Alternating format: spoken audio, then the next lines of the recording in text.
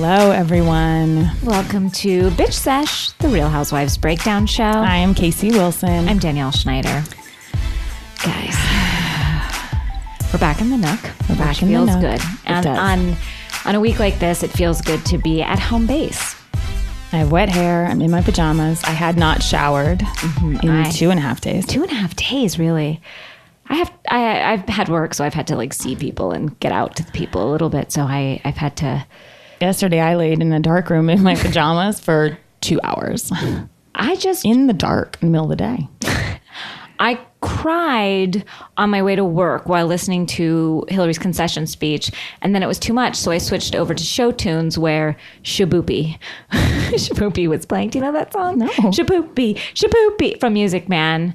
And it made it even darker. Yeah. For me, personally. That's jolting. Yeah.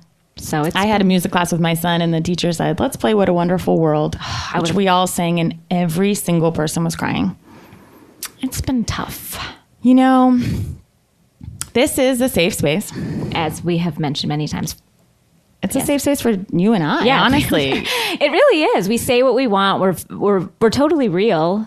You know, it's a free podcast. Yeah. And end of the day. Yeah. And if anything, we pay to do it. Oh, handsomely. I'm in debt. I paid emotionally. Oh, yeah. Physically. Reading the Reddit comments about people despise me alone is payment enough. Oh, I know. What we get to hear from people, many of you bring us joy, and some of you don't like us very much. Bring us sorrow.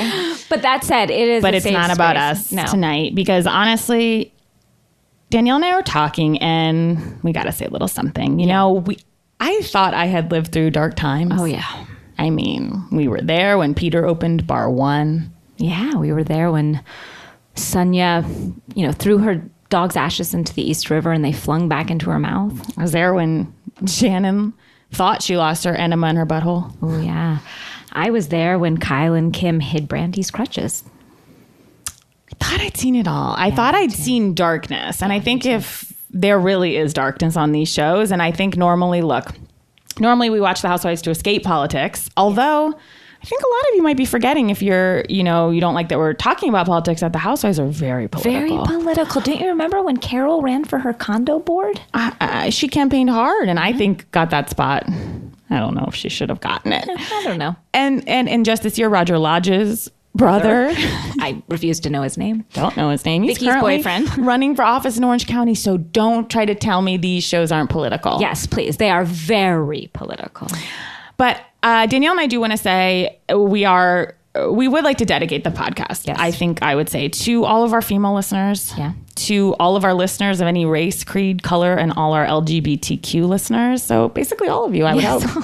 And look, we're not trying to exclude anyone if you did vote for Trump. Honestly, I'm not so mad about that in the second day after this as I am just sad of the death of a dream of our first female president. When I took my daughter, and when I say this, but it was such a big deal to take my daughter, my 3-year-old daughter, to vote for Hillary. I felt so proud. I felt so proud that she was there with me. I felt such great emotion, and it was wonderful. And I don't want that to take that away from it, but I was sad at the result, and we're sad, and we talked about. I don't know why I talked about it with her afterwards. I was like, this needs to be a she needs to know, yeah, because she doesn't know. She's 3, but I talked about it with her afterwards, and I felt good about that. But it was hard. Yeah, and such a shock. I feel like it hit me much harder than I would have even thought, because honestly, I didn't even think this. Yeah. I really didn't think that a fear-based campaign would win. And I think, I really do think, and I get that some people don't like her. I personally love her. Me too. But I understand that. And I really am not trying to attack any. I'm talking to you, my stepmom. I totally understand that, maybe you don't like her or whatever, but what happened has happened, and I'm terrified, and I'm really sad. I feel like it is the death of a dream. It is. But one thing made me feel better yesterday, and I think maybe will help some of our listeners feel better, which is donate your time, donate money, and I don't mean a lot of it, but pick a cause that you're scared about, whether it's Planned Parenthood or the Trevor Project or ACLU, whatever makes you feel better. Donate time, donate money. I did myself yesterday, and it just made me feel like, okay, if I can fight, if I can put energy into something positive, it made me just feel on a dark day better about that. And that's just one way. I did nothing. I was honestly so angry. And the amount of binge eating I was doing on election night, we'd also gotten some bad family news. And I was with family and at one point spilled red wine all over my brother and sister's carpet. And so, of course, you run to get paper towels. Yes. And while I was in the other room, I just saw some pizza and I just started eating it and was staring out the window with like 1,000-yard stare. They're like, are you coming back with those paper towels? No, I knew I wasn't. I made my emotions very clear in front of a 10-year-old child, which probably wasn't right. I should have thought, I shouldn't say, I'm scared for our country. I'm scared for my life in front of a child, which probably wasn't a positive thing. It was a very emotional reaction, and I regret that, but I stand by it. I campaigned for Hillary 8 years ago for 2 weeks in Indiana and got to fly on the plane with her and with President Clinton and met Huma, and it was one of the best experiences of my life. I brought 3 girlfriends with me and we had such a great time. And poor Hillary, at that time, everyone was, and I mean everyone like celebrities, which I'm putting in quotes you can't see, but everyone was campaigning for Obama. So this poor woman, she had, and this is the types of things she suffered through. She had me and Sean Astin. You mean from Goonies? Yeah. We were her celebrity base. And at that time, I was merely on SNL when like Tina was doing Hillary, like not even connected to it. She was literally like, who? And I was shoved out there introducing both her and President Clinton. And so I remember like sitting behind her on the airplane and watching her just look out over the state of Indiana, that she was just ferociously trying to win votes and just thinking like, my God, like in our lifetime, what this woman's done. And I was, I obviously immediately got behind Obama, but I have such a respect for her. Me too. I'm, just as a woman in general, to hear the slings and arrows that come at you in general. And she got it bad for whether you agree or disagree with anything she's done or any of her policies. What she withstood as a human being and as a woman coming at her left and right for years now, for decades now, is unimaginable. I get hurt when someone says something on the message board where like, I don't like Danielle's hair. I'm like, what? I know people are like, we don't want to hear the live shows. I know. It's like, I don't like the taglines. I'm like, oh, stop. I know. I get hurt by that. For her to get up every morning and fight for us despite the personal stuff that she's genuinely qualified, and I know some people don't like the Clintons, and that's your opinion. And that is what is amazing about America, Yeah. But I have to say, just like when she made her concession speech and she apologized, I felt so kind of like, you know what, as women, we always have to apologize, and I really. And I do it 100 times a day. Me too. But you know what? I felt like you don't owe us an apology, Hillary. We owe you one, honestly. I wanted to say to her, and this is so sad, but I wanted to be like, Hillary, I'm proud of you. And like, I hope she knows the pride and the pride that we feel for her. Yeah. As a woman, as a mother, as a human being, I'm so proud of her. And I know I'm a little speck, but I'm so proud of her. I feel so very proud of her. I do too. And I just think like I really do believe she was ready to fight for everyone. And I mean that, everyone. Me and too. It's so shocking what's happened and who will not be fighting for us is my opinion. And I was thinking about my mom a lot, who was a feminist leader. And my mom actually started off her career as a Republican, and she headed this organization to get women elected on both sides of the aisle. And my dad's a big Republican, and my mom ended up being this like raging liberal. But I'm just like, that's when I say like death of a dream of anyone in any minority group whatsoever, or anyone who feels marginalized or, left behind, or that they didn't even get a chance to catch up. I feel like, God damn it, this was the chance. And I really feel there's resistance that is so strong and so angry in terms of toppling this patriarchy that I really was taken aback by the other day. I wanted my daughter, again, to grow up in a world where it's just the norm. And where it's okay to throw rocks at people and to hit people. Exactly, in the eye, and to have good aim. 100%. I want that for her. I want that for her to feel free to do that, just like the boys. I know. I mean, all I can say is I really hope that in the coming weeks, Hillary kicks back with some off-brand Zanny and settles in for another fight, Danielle. Fight between Vicky and Tamara. Portia and Kenya. Brutal. Teresa and Jacqueline. May their instability and morally bankrupt behavior be a balm to her wounds. Mm-hmm. She tried to make it nice. She sure did. Thank you all for listening to that. Let's take a little break. And we're back. Guys, I was happy to have some Real Housewives this week. I'm not going to lie. It was some ointment on my wounds. It really was. I feel like the Housewives did what they do best. Oh, they came out for us. They came out swinging. And they greeted the day.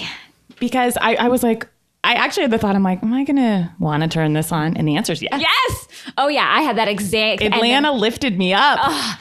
Guys, I could forget about everything and just focus on Candy Burris potty training her 6 months old. That was nice for me. It was amazing. That was lovely for me. And I mean, I've personally had a tough week, Danielle, because, we've been on tour in San Diego and San Francisco. Yes. And many of you had a lot of comments about our people coming up to the mics, and, people have lost their privileges. Yes. Guys, thank you for your work, but we're going to have to... We'll take it from here. We'll take it from here. We might call on you. And I was thinking that maybe we should have a buzzer. Is this okay? Like a Vicky buzzer? Like where she's just like, bye, Felicia, or Phaedra's like, fix it, Jesus. Yes. And just like if someone is going on too long or not doing what we need them to do, you just have like, fix it, Jesus. Right. And then we move right along. And then we move right along. And maybe something like that would work. I mean, it's just been a weird week altogether. Yes. We went on tour. I got into it. Tamara essentially accused me of possibly starting the Thunderdome. I mean, a lot has happened. Things have gone by, but we're here. We're in the nook. We're back. I miss the nook. We have no guest, and it's just us, just the two of us. Well, Danielle, us and my Botox. Guys, I have to tell everyone this. Some stuff has happened this week to Casey. Well, really, might have happened last week. That happened a month ago. But apparently I'm just in the, quote, high of it right now. High season. Okay, so once again, much like my marital bed story, my husband doesn't know this, but luckily he doesn't support my work. No, and he's never heard an episode of this. And he's not on Twitter, and he's not on Facebook, and he's off the grid. Thank God. He doesn't know when I'm shitting myself or when I'm getting rogue Botox. Because, so I got Botox for the first time. And of course I was like, I'm seeing it on everyone. It looks amazing. Yeah, like, it does. I'm going to treat myself, You deserved it. Thank you. So I asked the learned doctor, a man that... This should have been a sign. Like, I have two dermatologists, one who's like in his late 80s, and I went with him. I would have said, bad choice. He does have a shakier hand. Sure he does. And God bless him that he's still working, but maybe just do consultations about acne or back knee. He's more of like a mole guy. Yeah, like if you've got a mole, he's on it. He's your man? Yeah. Do you even want him peeling? That's delicate work as well. Oh, I don't let him peel. But apparently I let him shoot my face with poison. So he's like, I'm going to give you a comedian's dose. I'm like, what's that mean? He's like, so you can still make your funny faces. I was like, great. That sounds perfect. So he's like, I'm just going to do a little bit on one line. And then I'm like, great. And he's like, just like something crazy low, like 6 units, which he was like, some people get, a ton. Okay. So I'm great. Then he's like, and I'm just going to do, quote, 1 drop around your eyes. Oh, okay. Now, look, truth be told, that had never bothered me before, that spot. And I have a lot of criticisms of myself, but I was feeling... No, I've never noticed that. I have crow's feet for days, but you are fresh as a daisy around that area. Thank you. I threw caution to the wind. I can't believe I'm telling this story. This is actually, for some reason, like more shameful to me than many other stories I've told. Which is more shameful, this or shitting the bed? This. Really? Yes, but it's so tough crazy. to admit that I feel the same way. What happened was, when I drove away, I was crying in the car because I'm like, I've crossed a line. Like, I'm now into the dark arts of LA. Mm-hmm. And I don't mean the dark arts I already practiced in LA with my shaman and the shamanic ceremony I'm going to. The dark arts of, on the spectrum of like sort of plastic surgery and that elevator up to a nightmare. Yeah, I was like, this is a watershed moment. I cried in the car. Mm-hmm. A couple days later, I was like, I love it. I'm feeling so good. Okay. Mm-hmm. All this is to say, this was a month ago. Okay. Danielle and I are in San Diego. And we're doing a meet and greet with the fans after. And I'm noticing it's like, my face is tired of smiling so much with everyone for photos, which, was very nice that everybody wanted photos. But I said to Danielle, I'm like, something's wrong with my smile. And I was like, that's crazy. She's like, we're tired. We've been performing. Now we've had to smile with we've been traveling people. I'm like, I'm telling you. And then the photo evidence started rolling in. some fans were sending me photos and they're like, I love this photo of us even though you're cringing, or like, even though I know you don't seem happy to be there. My sister-in-law saw me in the San Francisco show and she's like, I felt so bad for you between shows. You just seemed like so upset. And I'm thinking in my head, but I don't say anything, like, I was happy. You were very happy. You said to me afterwards, this is so much fun. And I agree. Guys, I was having a ball.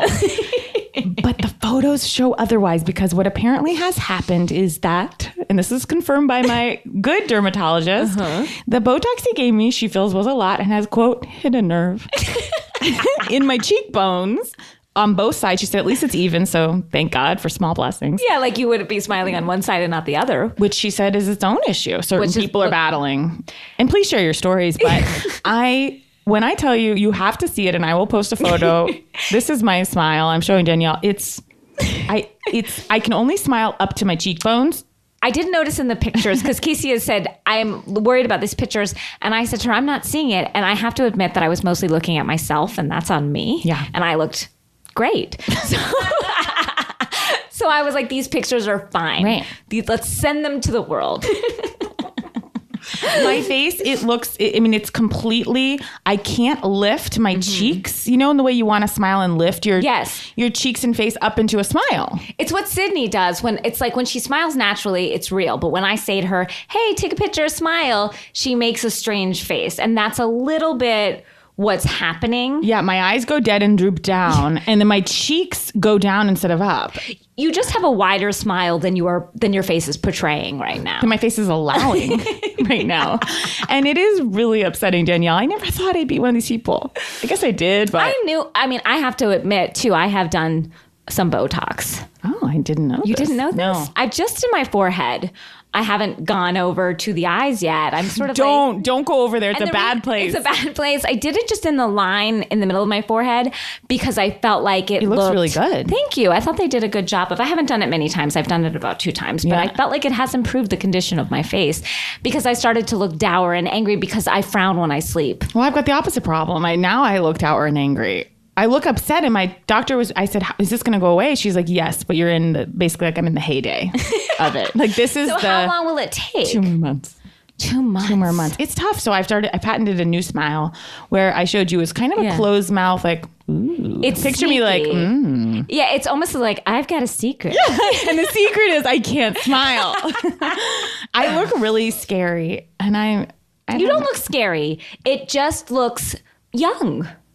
Does that make sense? It looks like I'm cringing, I think, like snarling. It doesn't look like you want to be there in the smile. Yeah. And that's something that will go think away. About. Now, look, guys, we've experimented. I am aging in the world. I'm an aging woman in the United States. Towards death. It's true.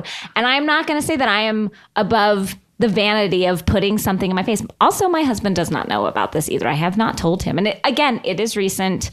I am in my 40s now, and I have, I have chosen to try and, stop that. Do I want to stop it in my life? No, but on my forehead, yes. And and that is but you have, but we all learn from your lesson, because now I won't get it by my eyes, because I feel like that. Please don't. Yeah. Let me be a lesson to all of you in this dark week. If there's anything you can take, it's just slow down, guys. We will show you a picture of Casey's face and know that she is doing her best to I'm smile. going to put it on my Instagram, but I can't write look at my Botox. No, just this everybody is just know. For us and our listeners. I'm going to write something else. Just say, look what you've done to me.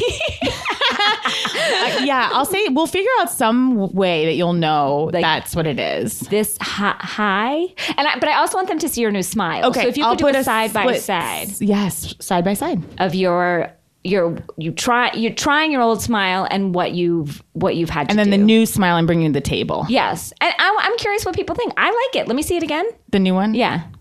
Oh, you do have a secret. Like when I used to go to acting school, they would always be like, and again, it didn't work out for me. Danielle, it is working out for you. No, but I just mean, as I was going to be a musical theater actress. Oh, yeah. That did not work. That ship has sailed long ago. Out of the port. Yeah, out of the port. And if I'm lucky, I could do a dinner theater in, South Florida. But honestly, I'm fine with where I am. Just saying, but when they used to always say, your character has a secret, I will say to you, Casey, Your character has a secret. Thank you. That's how I'm going to look at it. Your character of Casey Wilson has a secret. I'm not laying it all on the table, laying it bare, laying myself bare these days. I'm just I'm going to let you wonder what I'm thinking. What's she up to? What's she got going on? I'm pleasantly intrigued by everyone now. Oh my gosh, you guys, we're going to get into, Atlanta was back this year, but I have to say one thing I found. Two things were shocking in the kind of like first blush after this election. We've all woken up hungover, binge eating, all of us, I think. And whoever voted for anyone, it was just quite a day. Yeah, it was all of us have had a few months of crazy. Yeah.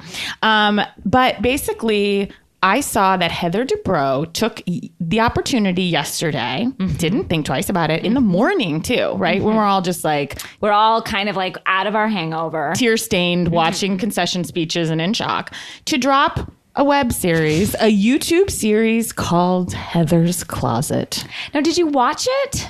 Yeah, I did, Danielle. I didn't get to see it. I strolled by it and I was like, I can't do you today, Heather.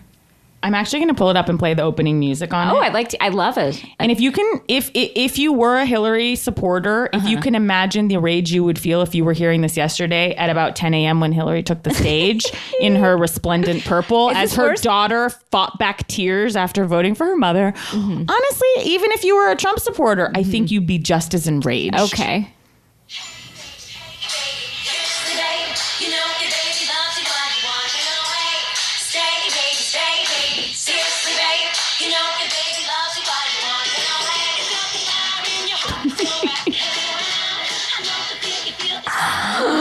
She's opening Jules. There's a snow globe.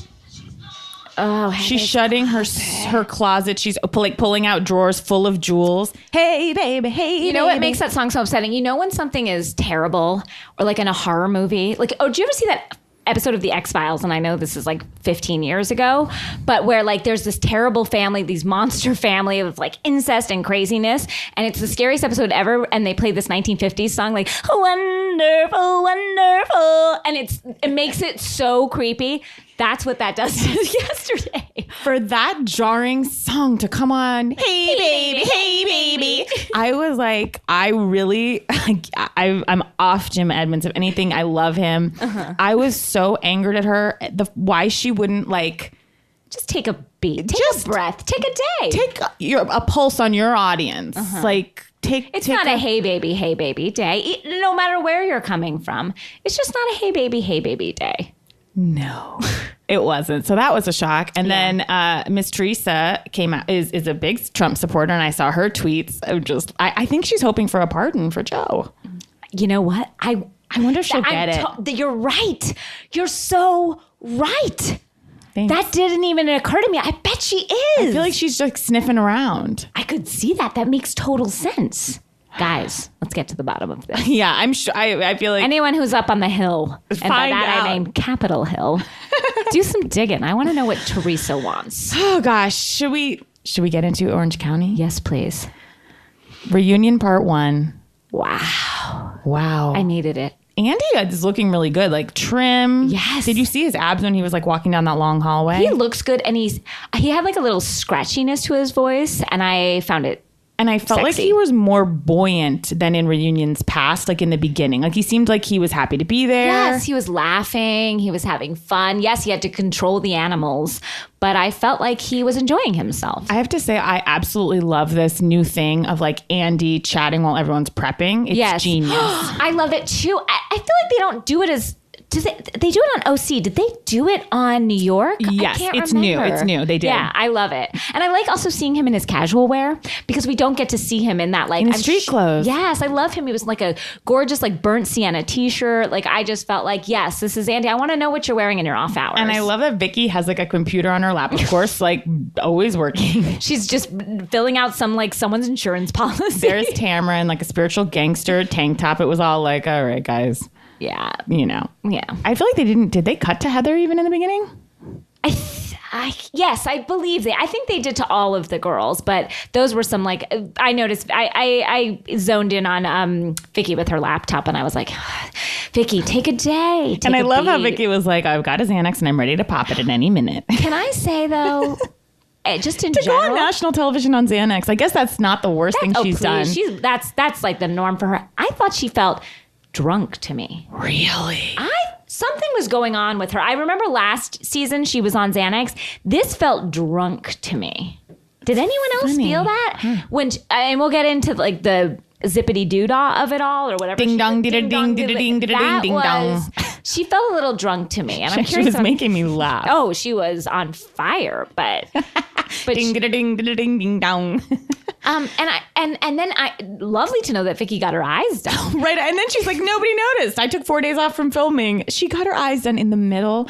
After her face had not settled, she rolled the dice again. But she's like, that went fine. I'm fine with it. She was like, that ended wonderfully. I've never looked better. And again, she has never looked better. 100%. I need her guy to do my Botox. Okay. Vicky saying, if you guys can see this was truly, I had such a ha. It was, you know what I'm going to say. It was one of the funniest things I've ever heard housewives say when Vicky said she wants to meet every guy she's ever dated in heaven. In heaven. She goes, everyone's like, well, if you were really with that other guy, why would you say that Brooks was your soulmate and you wanted to meet him in heaven? Her response, because I want to meet every guy I've ever dated in heaven. It's like, what? That feels like a children's nursery rhyme. Like, you'll meet all your boyfriends in heaven. Yes. For like a Mormon girl. Or like a Tuesdays with Maury type of like book about like you're going to meet all your old lovers in heaven. Do you want to see all your old lovers? I don't want to see them at the deli. Yeah. Like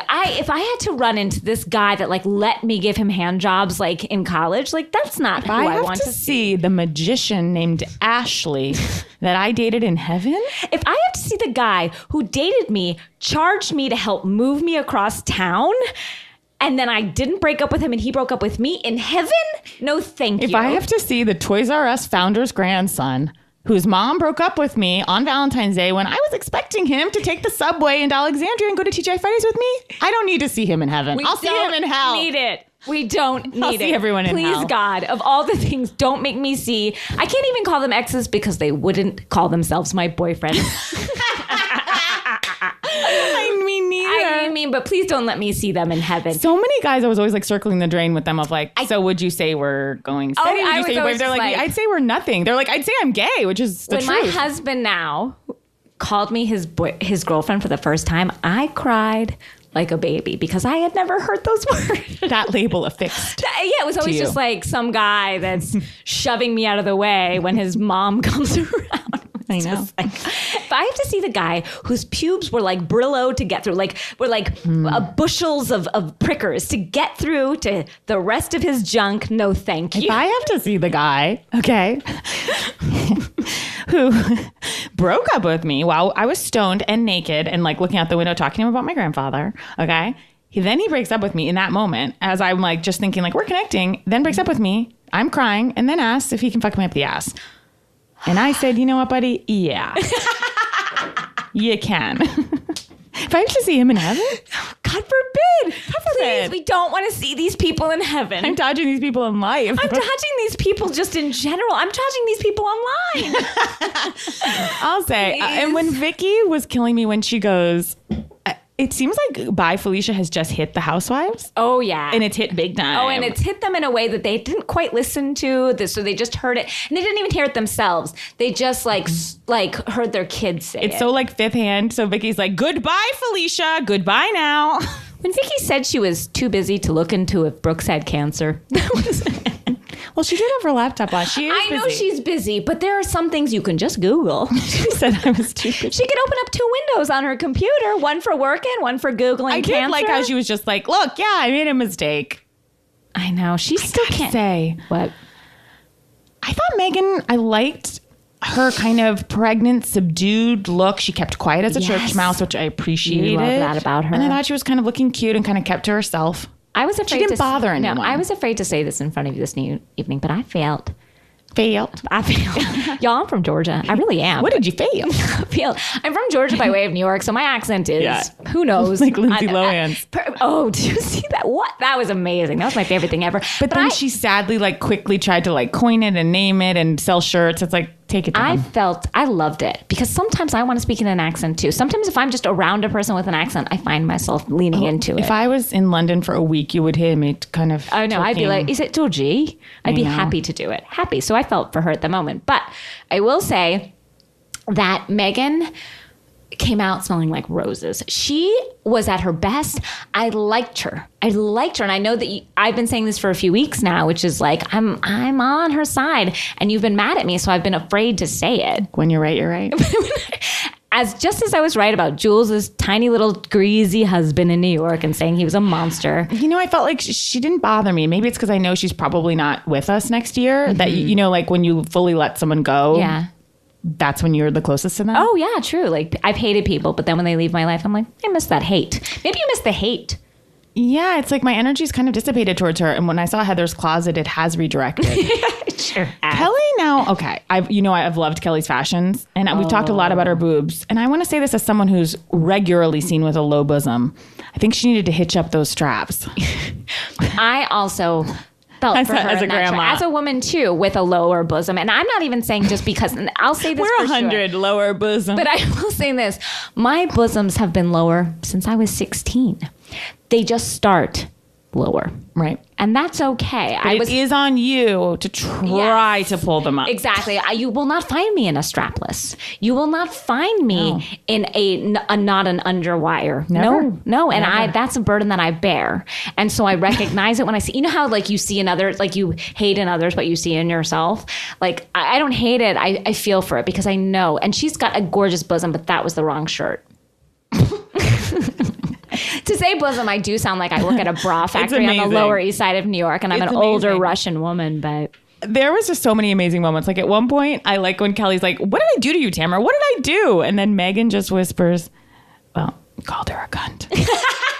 And then Tamara goes, you called me a dumb fuck. It's like, that's what you did, Kelly. Yeah, Kelly. I mean, you're not innocent, but one of my favorite things is in that same rage that Kelly had was like all these housewives, they don't know what the truth is. They can't tell the truth. And so when she was like, I didn't watch the show. I never watched the show until I binge watched the show. And it was like, what? Like all of them have a relationship. I stopped at, season 5 until I continued and watched it all. Like all of them have just a strange relationship with the truth, and they believe it so much that you almost start to believe it. These people have the confidence. When Andy's like, now watching yourself back, did you feel any regret about anything you said? And she goes, no.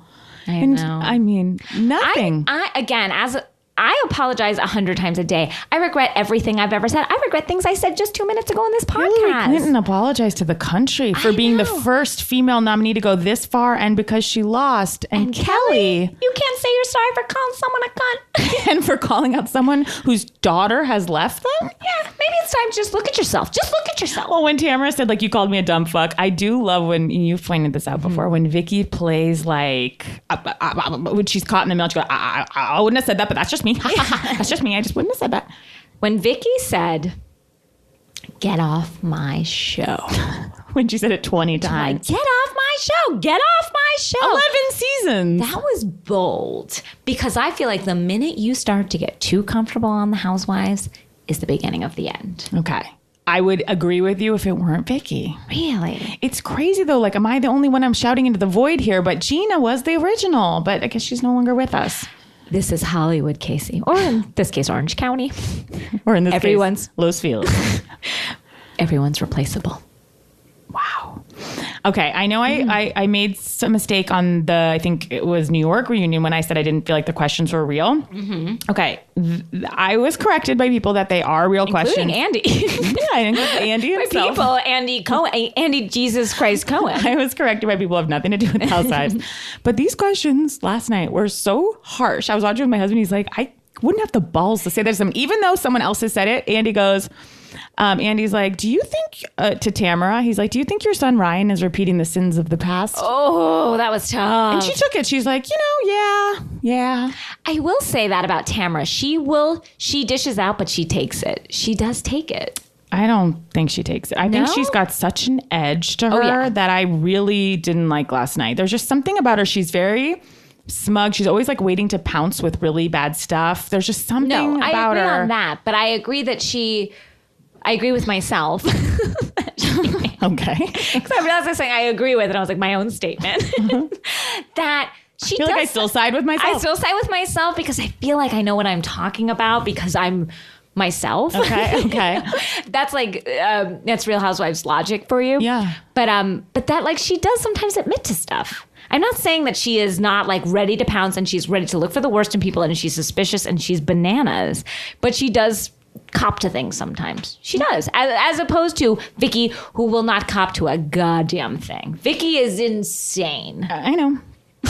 I know, but I feel like June Diane's gotten in my head. She really has, and I love June Diane too, but I also feel like, like I can't drink the Kool-Aid of Vicky. I love her, but I think she's a monster. Yeah. I wonder how Heather felt sitting on the end. You mean like she's usually kind of in the middle and she felt like kind of like the side of the freight? You think that that's Andy edging her out? I do. Wow. I felt that I felt Andy was a little short with her. Like there's just something like her in that hot pink and the way she was like kind of so lamely trying to defend Terry off of that listener's question. Like, I don't know. There's just oh my God. And then with her embryos etched in a baby's bird's nest. This is going to sound like a stupid question, but not even a question, just a statement, which is I thought for a second, as a person with embryos in a lockbox somewhere, I thought that she had literally taken those embryos and put them in the glass, because that seems like something you could do. And by the way, I don't put that past her, of taking live embryos and freezing them in a plate of sheet glass in her home and making someone like keep a pump going to keep that frozen. Like that seemed like something that could be done, would be done. So I feel like she's like, I don't trust the egg embryo frozen plant, whatever that is. Like I'll just have one in my house. Yeah, like I was like, that makes sense. Like I could see why not a Chateau du Bro is there, in Heather's closet. We'll get a tour of like boppy dappa dappa doo boppy. Here is Charlie and Michaela. And I say this as someone who has had many fertility and the problems. Little embryos have leather jackets on. Oh, please. Well, not Michaela, just Charlie. I love that we've named these embryos. I mean, Shannon still lactates. Oh my God. Is that possible? I love Shannon, and I do think she's a good person. I do. But I also have a bit of a fondness for Kelly. I can't shake it. I do too. I have a business. Guys, I'm sorry I can't speak tonight. Business. I don't know what I wanted to say fondness. I feel bad because I always am like, oh, Teresa, she can't say shit. And here I am tonight, just like a mumble mouth. But I'm looking forward to the rest. I feel like it was it wasn't in the future episodes when Vicky threatened Shannon when she's like, I think it was in the future when she's like, I've got proof. Week. I also like Billy. I don't want to see proof. This is dark. No, I don't. Nor should you have proof. You know what? That's dark. Disgusting. That's terrible. Why are you making that your business? And why are you making that? It's just not something you throw in someone's face. No, it's like she did something. It's horrible. But I do think that Vicky thinks whatever that is comparable to Brooks lying about cancer, and it's just not. Brooks is a liar. Yeah, and that is something. And it's literally, truthful or not. If it was true, I'm just saying, that's the circumstance where a friend is presumably obviously confiding in another friend because it wasn't on camera. And to say, in a great deal of pain and trauma, and if that's an assault, yes, that's occurred, and it's to bring it I've got proof. That's not I've got proof your husband was cheating. To throw it in someone's face to me feels cruel and just a line you don't cross. And I know these women cross lines all the time, but that felt especially dark. And I'm just thinking of Locke banging on their guitars. I know. It's dark.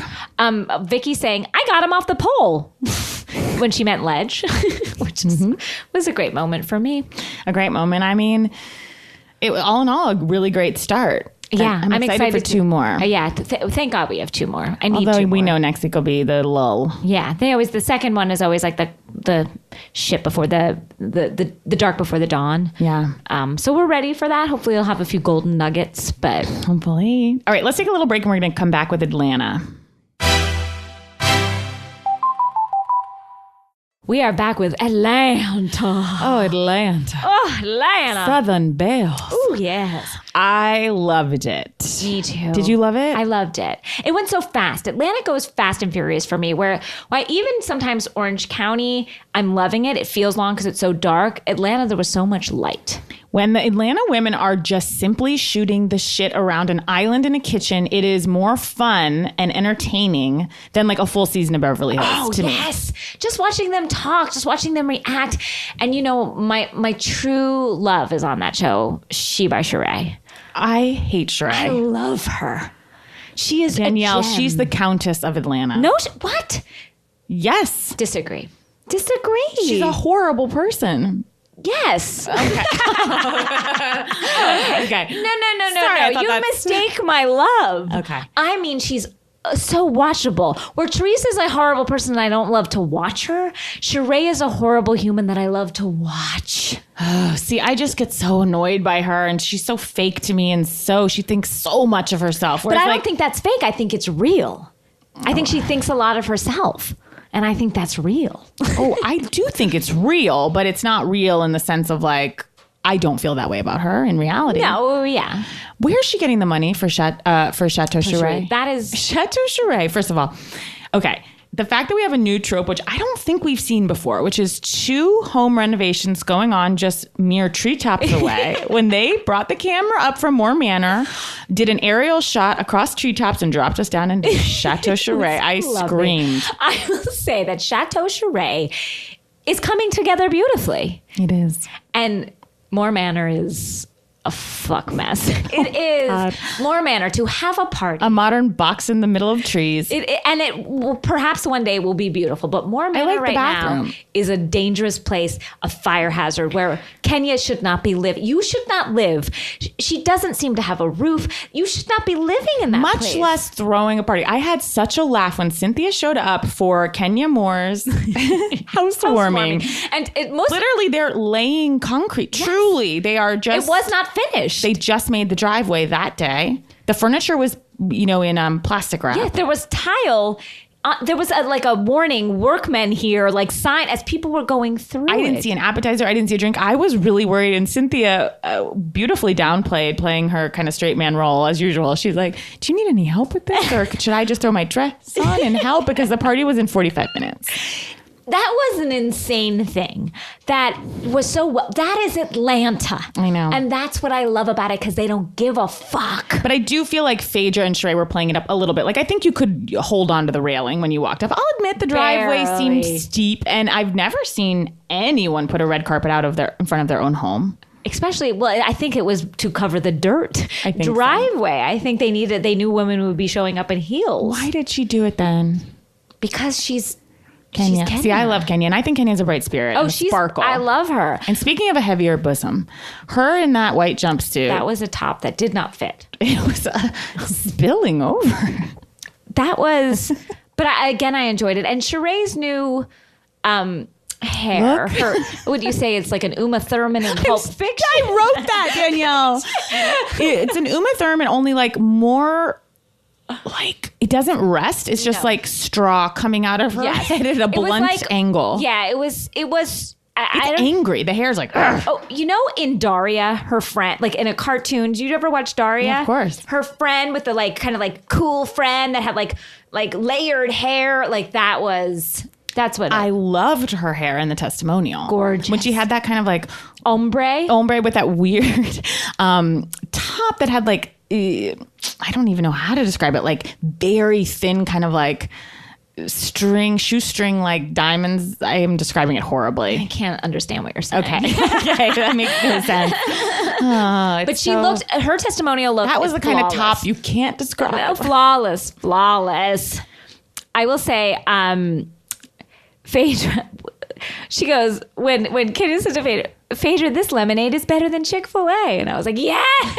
Okay. Phaedra and Portia's relationship is my favorite thing. It is so the Ramona, Sonia. Yes. It's they're so funny together. It's Vicky Tamara. It's better than those, honestly. Because they're funnier. Well, those two girls have a sense of humor. I have some sample dialogue lifted I lifted from both of them. And they were literally talking over top of each other. This is what was said to each other. I'm ready for hard love. How hard? Wood hard. Rock hard. Like the preacher said, amen. Tear the club up. Portia and Phaedra, that's a whole lot of booty everywhere. I'm going to be fanning my own prayer cloth. I was like, yes. I love it all. They just, especially Phaedra, she's just so smart and fun. Like, you know what I mean? Always been close. I remember last year when they were both in the net thongs in Barbados. I'm worried that they're headed for a disaster this year. What we saw in the previews looks like... Oh, between them. Yes.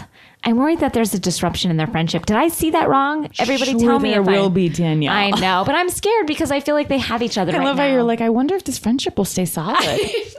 Will stay as rock solid as it seems. Name one other friend. Can you name one friendship in the history of Housewives that has stayed rock solid through the whole time? Carol and Bethany.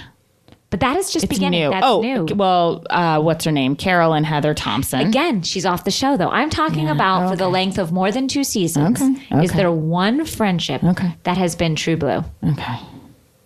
No? Okay. I was thinking of that one. No.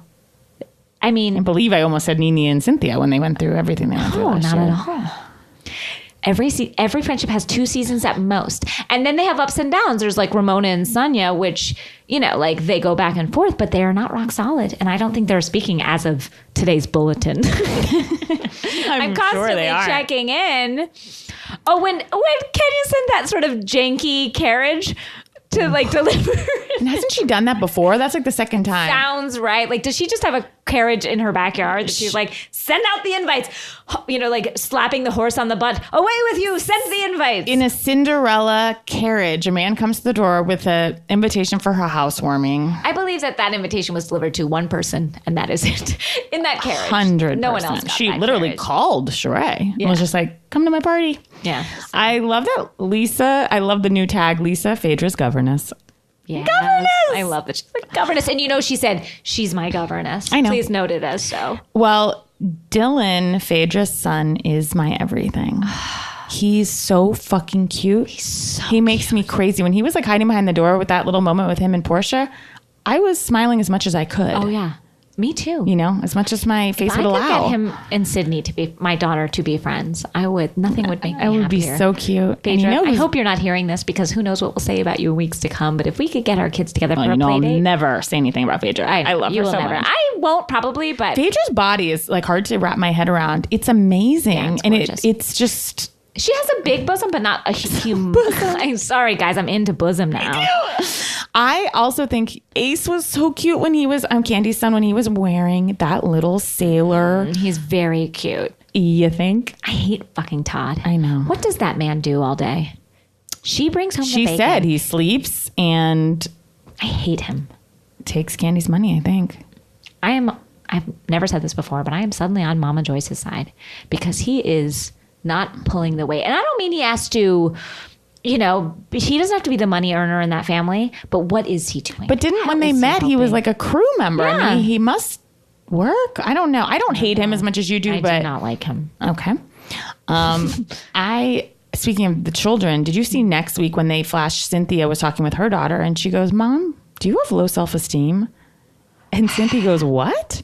I was like, wow, these daughters of housewives just say it straight. I know. I appreciate them, though. I do too. Because Cynthia's sister and mom were right. Yeah, well, none of us didn't think they were. You know what I saw when they FaceTimed and Peter and Cynthia are going through a divorce, and when they FaceTimed and Peter was like, I haven't seen you in a while. It's like, he's like, why are you FaceTiming me? It's like, well, because I'm filming again. Mm-hmm. But also, I just feel bad for Peter in a way because Cynthia never loved him. Never. I don't think she ever was. Ever loved him? Why would she go through that? I think she respected him as a kind of an older man that she felt like a coming presence for. And I think she had a ton of affection for him. I don't think she was ever in love with him. Really? I didn't get that. I thought she had an attraction for him. I don't think so. We've been disagreeing a lot on this episode. I know. It's been interesting. We're coming from 2 different places. When Kenya says she built the house, I believe that. Okay, Kenya was in there with a level. She's like, that's bubbling there. She was working with those workers. I respect that she is like, she is on the floor like grouting tile. Like, whereas Sheree has not lifted a finger in that house, and I believe that. Who's paying for Sheree's house? Is it Bob? Again, is it Bob? Bob Whitfield? When they flash back to Bob and Sheree, I did feel like, God, there's so much love there. I do feel that too, and I hope they get back together. And I know he was, if we flash back to years before when Portia was defending her in that case and she did not win the case. When her friend Portia was also her lawyer. Yeah. When her friend Before she got her mortuary business. Yes. One of her side businesses being a lawyer for her friend's divorce. When Bob was there, I was so angry with him, but there is true love there, and there is a flirtation, and there's an attraction, and I want to see where it goes. And she made a closet for him. I mean, he's obviously moving in, which leads me to believe he's paying for it. He's got to be, right? Yeah. Where is he living? Bob, where are you living? Bob's living with Sheree. But does he have like an apartment somewhere else? I don't know. I did like the scene with Kenya and Cynthia. I felt like they have a nice friendship. I was so hurt by when Cynthia last year said she wrote it down here, and it was so hurtful. It was, because Kenya, we're referring to in Barbados when Nene shows up unexpectedly, and Cynthia and Nene are in kind of like an issue, and they're mending their friendship, and Cynthia doesn't cop to the fact that she and Kenya are good friends. She was like, I mean, I know her. Kenya's like, you said you didn't even know me. We're dear friends. And Kenya was so hurt. For Kenya to forgive her was big, because I don't think we are good friends. And if you saw someone was like, yeah, I mean, I know her, I would be hurt. I don't know how I would come back from that. It's so rude. And then when she was confronted, and I know this because I recently watched this episode again for some reason. I literally saw this on the plane. It's a good one. And it's a great one. Why. Kenya's like, it just really hurt my feelings. Like when I heard you say we weren't friends. And Cynthia's like, Kenya, stop with the drama. We got to go to Barbados. Just like, wow. Cynthia is boring, but she's so very beautiful. I can't look away. She's beautiful. And she's really smart. I like her. I like her fashion choices too. I like that she goes on a limb with loving her hair fashion choices. But she's not like bringing a lot to the show. No, but sometimes it's just nice to look at something pretty, something shiny and pretty. And so she takes up that space in my brain, and I'm okay with it. Okay, I have to just say, when Portia was in therapy, therapist, first I was suspect of him because in frame he has a Best Therapist of 2012 and 13 awards. Flanking him. For what, like the greater Atlanta area, or was that unclear? The greater, suburb of Atlanta. But I was like, he's a good listener. I want to call him. I liked what he was saying. He literally said, what responsibility have you owned? And there was silence from Portia. And then he's like, anger isn't always bad. I love that. Yes. And then he said, you need to think about your legacy. And I was like, we all need to think about our legacy. And especially her. She has this great legacy in the city because of her grandfather. She has an unbelievable legacy, whether she knows it or not, or knows what it is. She is, I will say, tarnishing in that legacy. 100%. No one will remember that man that helped, so many people in the South and in America. And here she is just like slapping women. Kenya just makes me laugh the way she describes people just so casually. She's like, all these wide body haters. Wide body haters. Kenya also got a new tiny dog, and I'm nervous. It's not a Housewives episode unless a dog is shitting everywhere and not house trained. I know, but remember what happened to our last dog? He got eaten by, was it a gator? He got eaten by a wild animal, I believe. Was it a coyote? Something. Trying to think what else. I mean, oh God, when Sheree and Kenya are at her house and Sheree's sloshing her drink all over the wood floor while she's talking to Kenya. When Sheree started laughing at Portia's entrance. Sheree, that was crazy. I don't know if they doubled up that reaction, but they literally kept cutting to Sheree and she was going, ooh, ooh, and then she was doing her shoulders like, ooh, ooh, It was such a wonderful moment. I wish I had the balls to laugh at life like that, to laugh at anyone. But it was a beautiful reaction. I wanted to watch it over and over again. And I'm excited about the future episodes. Someone says genuinely seriously about Portia. They go, Portia's turn up can be fatal. Her turn up can be fatal. Her turn up can be fatal. And that's the truth. She died of a turn up. She died of wounds from Portia's turn up. She died from wounds from Portia's turn up. Wow. I mean, I think that's a good enough start for Atlanta. Yeah, I'm proud of them. Happy to have been there and happy to really happy to be back. I mean, we're back with 3 franchises. What is Bravo's trying to kill us? And Ladies of London is coming up, which I'd urge people to catch up on. Yes. Guys, we have Jersey. And we're going to try to get a Vanderpump Rules correspondent. I know a lot of people are watching that. I know, and we want to be there for you too. We don't want you to feel alone. We want your voice to be heard. Yeah. So we'll that. And I will just say one thing about Jersey because we're running out of time. Please. But the best quote of the night is, Melania is me. I am Melania. And I felt like that was... Ziggy said that about Melania, and then Andy repeated it, and I felt the same. Yeah. Melania is me. I am Melania. And that's how you've always felt. I have felt that, and I I have been happy. I love that. Well, I think we're going to probably sign off here. Yes. I might want to just leave, if I may, with a quote. Please do. And, this just moved me. And a friend of mine sent this. Apparently, it's the writer Junior Diaz who was quoting Neil deGrasse Tyson. Mm-hmm. And I thought this was beautiful. And I just thought we'll leave with a quote in this very special episode. This is the end of nothing. This is the beginning of something new and solemn and so important. You must be part of what comes next. But we are here. We find ourselves with a job to do, no matter how hard, no matter the pain in our hearts. Do not shrink away. The future is never gone, never hopeless. No one has ever lived in the best possible world. There has always been a fight to fight. So no jokes tonight. Do not laugh and look away. Watch this. Stay here. Burn this into memory. Wake up tomorrow. The fight will await you. And guys, the fight does await us. The fight between Portia and Kenny. I can't wait for them to fight the good fight. Yes. Good night, everyone. Have a good day, guys. Bye-bye. Coming this November, Season 3 of The Blacklist Table Reads, with all New Year movies starring Paul Scheer. Just Another Day in L.A. Joanne Froggatt. Are you certain that I am alive? And Aisha Tyler. Mine is the story of great loss. Subscribe to The Blacklist Table Reads today on Earwolf, iTunes, Stitcher, or your favorite podcast app.